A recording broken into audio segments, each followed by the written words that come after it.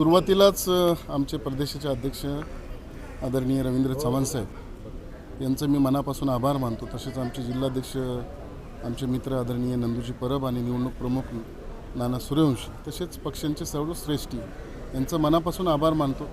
महानगरपालिकेत गेल्या अनेक वर्षाचा पक्षाचा अनुभव असणं आणि महानगरपालिकेत काम करणं यामध्ये फरक आहे, पण पक्षांनी पक्षश्रेष्ठींनी आमच्या रवींद्र चव्हाण साहेबांनी नंदू परबजींनी माझ्यावरती विश्वास ठेवला आणि गटनेते पदाची जबाबदारी दिली।